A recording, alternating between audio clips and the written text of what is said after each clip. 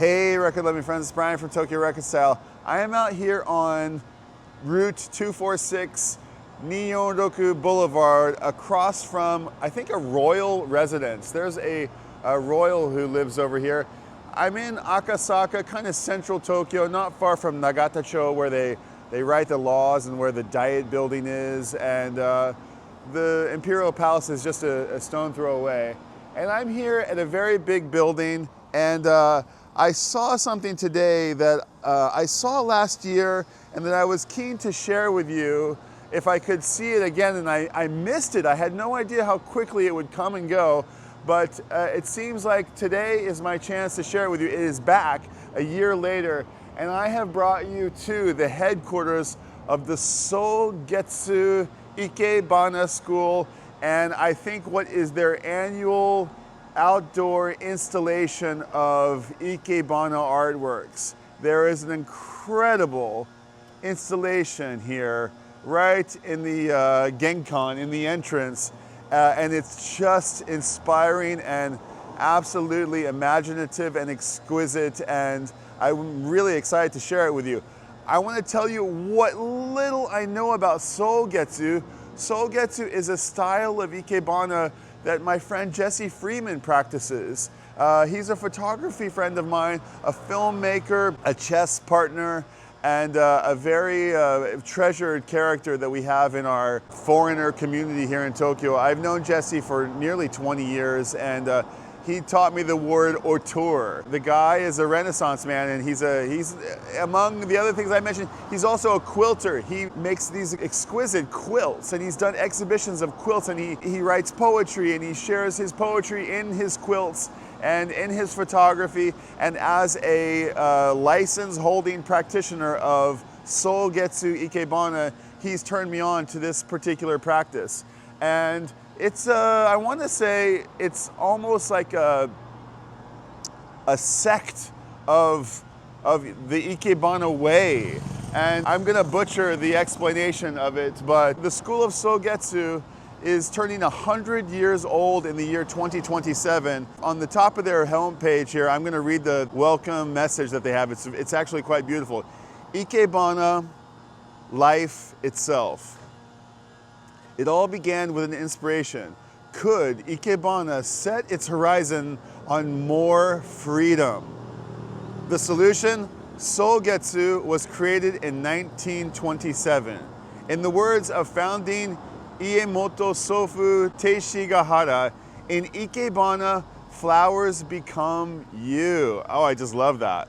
So fascinating, so challenging, which makes it all the more compelling. An art form that unites nature's flowers fashioned by the gods with the human spirit. An Ikebana like no other, that no one else can conceive. To be freed from the constraints of form is to be on the demanding path in pursuit of boundless joy. An unending education in how to appreciate this world, regardless of age, nationality, all distinctions.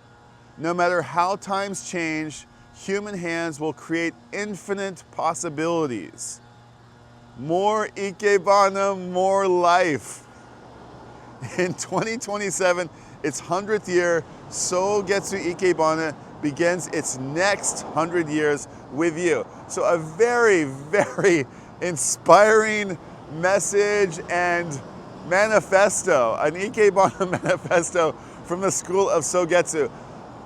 It's a way of life. It's a way of life.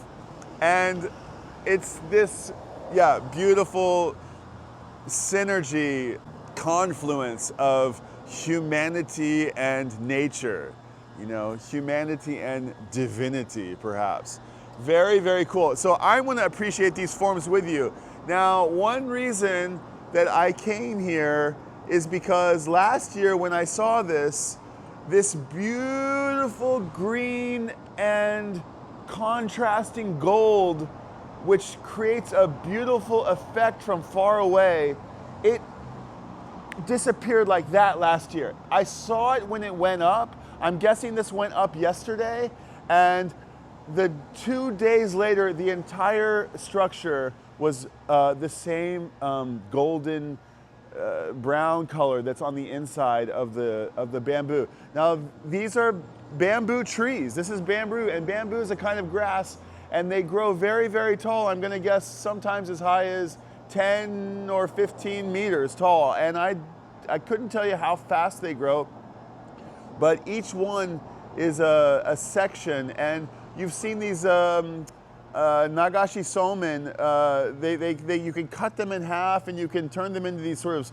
slides, and each one has kind of a divider between each little stalk, and when you cut, and the fibers will shred down the center of the seam. There's fibers that will allow you to rather easily take it apart like this. On the inside, you can see each of those dividing walls in the little bits right there. So that is the nature of the physical nature of bamboo, and you can see that it's tied together here very thoughtfully, and they've made a beautiful lattice that serves as the structure of this piece.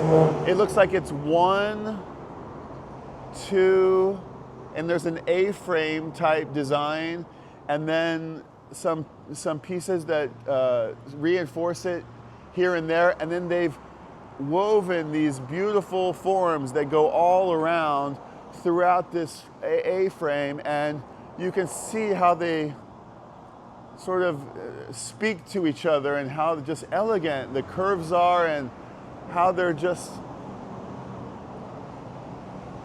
you know, they're speaking to us. They're like music.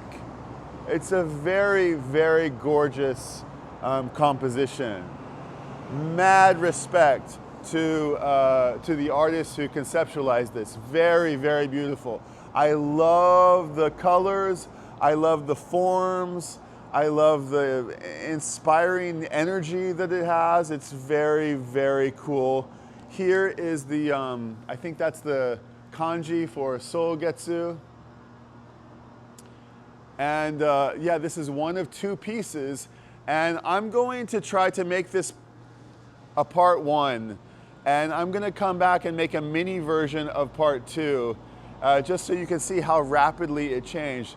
Okay, so this piece is a little bit wider and more hardy, perhaps, than this sort of slender piece over here. They're kind of in communication, the two, of perhaps male and female energy, mother and father, an alpha and omega. I don't know what I'm saying, but it also has a beautiful form.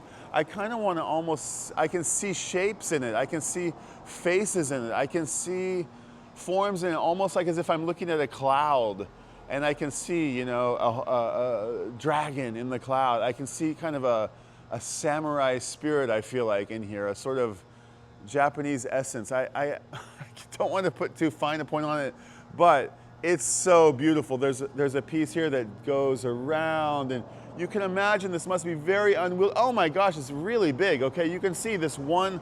Follow the bamboo as it goes around and comes back around, and then goes back around and comes out here. It's got to be very fun and very hard and challenging to work with this medium and at this scale, and, you know, with an organic form that's willing to do what you want it to do, but also rigid. And I mean, so rigid that, you know, they're using these materials in buildings and in scaffolding and in, you know, structural design for millennia. So it's a very beautiful plant, bamboo. And I'm sure you guys probably know more about it than me. But in the second wave of the streams here, one goes up and goes out through the top, a sort of aspirational shape, and another one starts over here and does a very narrow loop and up this way. Energy shooting this way, shooting that way. It gives you that kind of the rooftop of the Shinto shrine. I feel like you may be might do Ikebana for the kami-sama, for the gods. And I see another piece that goes around here and comes back down. And is there one more? There's one more in the back. So I imagine if we could access the Sogetsu School, you can see right there, it says the Sogetsu School, and they have like, it looks like an amazing gallery there, right there in the entry. I'm sure from every angle, this will inspire new ideas and more beauty. It's just incredible. It's really, really special. I'm really moved by the energy of these pieces, and I just wanted to share them with you.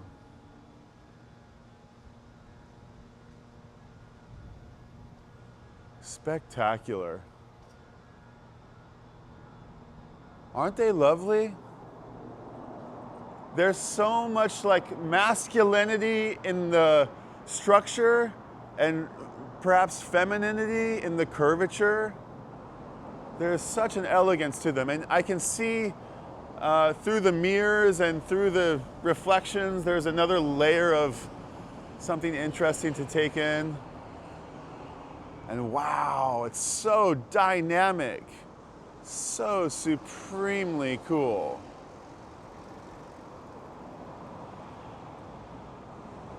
So this is, the medium here is bamboo, but it really can be anything. It can be flowers, it can be driftwood, it can be, I'm not sure what else, but I can see the wood tree trunks of dead trees, but I know that they can be arranged in a way that inspires your creativity and your inspiration and your emotions in a way that I suppose connects you to the art and connects you to the nature of the world. And I love this concept that they mentioned about how each piece is unique and you can never make the same piece twice.